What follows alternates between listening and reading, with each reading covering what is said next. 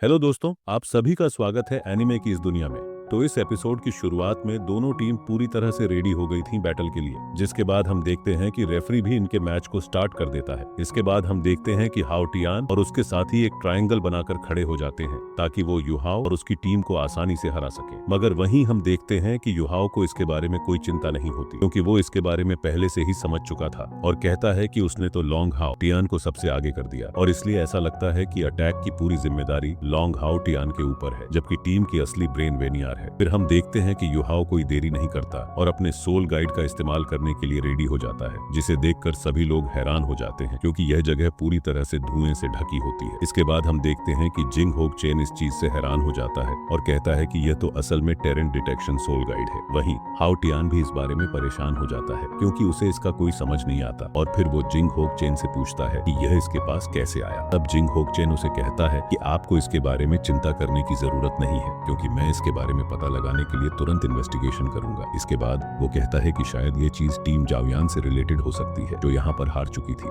हम देखते हैं कि कियान रेन इस पर कुछ नहीं बोलता और उधर युहाओ अटैक करने के लिए रेडी हो जाता है और फिर अपने साथियों से भी कहता है कि तुम भी इसके लिए रेडी हो जाओ। फिर हम देखते हैं कि युहाओ अटैक करने के लिए रेडी हो जाता है। इसे देखकर हाओ टियान और उसके साथी भी उसका सामना करने के लिए जाते हैं, लेकिन फिर पता चलता है कि यह तो असल में फ्लैश बॉम्ब है और इसलिए हाओ टियान लॉन्ग हाओ टियान को पहले मिटाना चाहता है। तभी हम देखते हैं कि हाओ टियान भी अपने पावर का इस्तेमाल करके अटैक करने लगता है, जिसे देखकर युहाओ हैरान हो जाता है और कहता है कि यह कैसे पॉसिबल है। वह कहता है कि प्लेटफॉर्म के कारण हाओ टियान का विजन तो अफेक्ट हो जाना चाहिए था, लेकिन फिर भी उसने तीनों के अटैक को कैसे रोक लिया। वहीं हम देखते हैं कि वांग थोड़ी इंजर्ड हो जाती है, जिसे देखकर युहाओ तुरंत अपने मेंटल डिस्टेंस पावर का इस्तेमाल करता है, लेकिन फिर भी हम देखते हैं कि वेनार पर इसका ज्यादा असर नहीं होता। इसलिए युहाओ थोड़ा परेशान हो जाता है, लेकिन फिर उसे समझ में आ जाता है कि वेनार के पास असल में ट्विन मार्शल सोल है। उधर हम देखते हैं कि युहाओ के बाकी साथी अब भी रुकने वाले नहीं होते और वे अपने पावर का इस्तेमाल करके बाकी लोगों पर अटैक कर रहे होते हैं। इसी बीच एक इविल सोल मास्टर हैरान होकर कहता है कि उसने तो बॉडी को अपर हैंड को कवर करने दिया। तभी हम देखते हैं कि वह दो प्लेयर के बीच में फंस जाती है, जहां वे इसके ऊपर अटैक करने की कोशिश करते हैं, लेकिन वेनार अपने आप को बचा लेती है। इसके बाद युहाओ वेनार के बारे में और अच्छे से समझ जाता है और फिर पता चलता है कि इसके बॉडी मार्शल सोल में ब्रेन है। फिर युहाओ कहता है कि मास्टर ने एक बार कहा था कि जो पार्ट जितना इंपॉर्टेंट होगा वह बॉडी मार्शल सोल उतनी ही पावरफुल होगी। वह कहता है कि ब्रेन ह्यूमन बॉडी का सबसे इंपॉर्टेंट ऑर्गन है और इसलिए इसका स्पिरिट इसके ब्रेन में छुपा हुआ है, इसीलिए वेनार का मेंटल स्ट्रेंथ बहुत पावरफुल है। अब युहाओ समझ जाता है कि इसमें हैरानी की कोई बात नहीं है कि उसने उसके मेंटल अटैक को रोक लिया। हम देखते हैं कि वेनार अपने इस पावर से हाओ टियान की भी मदद कर रही है। इसके बाद वांग कहती है कि जब उसने अपने पावर का इस्तेमाल करके मुझे कंट्रोल किया था, उसने देखा था कि लॉन्ग हाओ टियान का रिएक्शन स्लो हो गया था, इसीलिए वह समझ जाती है कि वह केवल एक समय में एक ही व्यक्ति की मदद कर सकती है, जबकि युहाओ अपने पावर का इस्तेमाल करके एक साथ सभी की मदद कर सकता है। फिर हम देखते हैं कि वेनार भी अटैक करने का डिसाइड कर लेती है और कहती है कि वह हाओ टियान से कहती है कि वह भी उसकी मदद करने वाली है, इसलिए वह चाहता है कि हाओ टियान अपनी स्ट्रॉन्गेस्ट स्किल का इस्तेमाल करे ताकि वे युहाओ को तुरंत हरा सके। इसके बाद हाओ टियान भी उसकी बात मानने के लिए रेडी हो जाता है,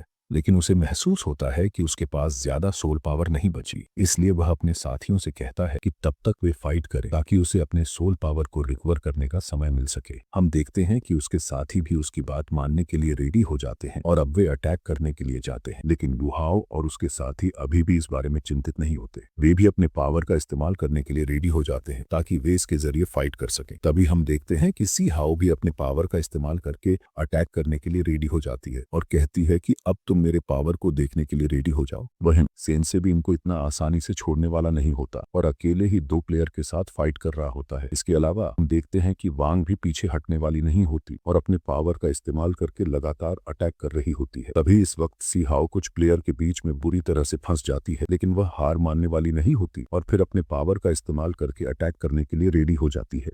हम देखते हैं कि वो खिलाड़ी इस पावर के सामने कुछ भी नहीं कर पाते हैं और इसीलिए अपने इस पावर का इस्तेमाल करके वह उनके ऊपर भारी पड़ने लगते हैं। यह देखकर भाई नर भी हैरान हो जाता है और कहता है, इसने अकेले ही इतने सारे लोगों को रोक लिया, यह सच में बहुत ही अमेजिंग है। लेकिन वहीं हम देखते हैं कि अब पीछे हटने वाला नहीं होता और वह भी अपने डोमेन पावर का इस्तेमाल करने के लिए तैयार हो जाता है। इसके बाद हम देखते हैं कि वह अपना जलवा दिखाने के लिए तैयार हो जाता है और अब वह भी अपना लाइटनिंग पावर का इस्तेमाल करने के लिए तैयार हो जाता है। लेकिन हम देखते हैं कि उसके साथ ही इतना आसानी से हार मानने वाले नहीं होते, वे भी अपने पावर का इस्तेमाल करके इनका सामना करने के लिए तैयार होते हैं। तभी हम देखते हैं कि यू हॉबीज अपने पावर का इस्तेमाल करने के लिए तैयार हो जाता है, जिसके बाद वे इसके सामने कुछ भी नहीं कर पाते और फिर वे उसके सामने कमजोर पड़ने लगते हैं। इस स्थिति को देखकर नारिस्पात काफी परेशान हो जाती है, क्योंकि उधर वान भी अपने 6 मंक स्टार पावर का इस्तेमाल करने के लिए तैयार हो जाती है। फिर हम देखते हैं कि वह भी अपना पावर इस्तेमाल करना शुरू कर देती है और इस तरह वह अपने 2 साथियों को भी पावर का इस्तेमाल करने के लिए कहती है ताकि वे इन पर अटैक कर सकें। इसी बीच हम देखते हैं कि वह ईविल गॉड के लाइट पावर का इस्तेमाल करने की कोशिश करती है, लेकिन इसके बाद भी इनको इसकी कोई चिंता नहीं होती। हम देखते हैं कि वे अपने पावर का इस्तेमाल करके उनके ऊपर अटैक करने के लिए चले जाते हैं, लेकिन वे इसके सामने कुछ भी नहीं कर पाते। फिर भी हम देखते हैं कि वे इतना आसानी से हार मानने वाली नहीं होती और कहती हैं, चलो मैं भी तुम्हारी मदद करती हूँ। इसके बाद वह बिना किसी देरी के अपना पावर एक्टिवेट कर देती है ताकि वह आउट आयन के सोल पावर को जल्दी से रिकवर कर सकें। इसके बाद हम देखते हैं कि आउट आयन की पावर और भी तेजी से रिकवर होने लगती है, जबकि उसके बाकी साथी उसे प्रोटेक्ट करने में लगे होते हैं। लेकिन फिर हम देखते हैं कि वह बहुत परेशान हो जाता है और अपना और ज्यादा पावर का इस्तेमाल करके अटैक करने शुरू कर देता है। इसके बाद हम देखते हैं कि सियाओ भी इतनी आसानी से पीछे हटने वाली नहीं होती और वह भी अपने पावर का इस्तेमाल करके इनका सामना करने के लिए तैयार हो जाती है। अब दोनों के बीच जब टक्कर होने लगती है तो हम देखते हैं कि वह सियाओ के पावर को रोकने के लिए तैयार हो जाते हैं, लेकिन इसके बाद भी सियाओ इतने आसानी से हार मानने वाली नहीं होती और वह भी अपना और ज्यादा पावर का इस्तेमाल करके अटैक करने के लिए तैयार हो जाती है। फिर हम देखते हैं कि हमारा यह एपिसोड यहीं खत्म हो जाता है।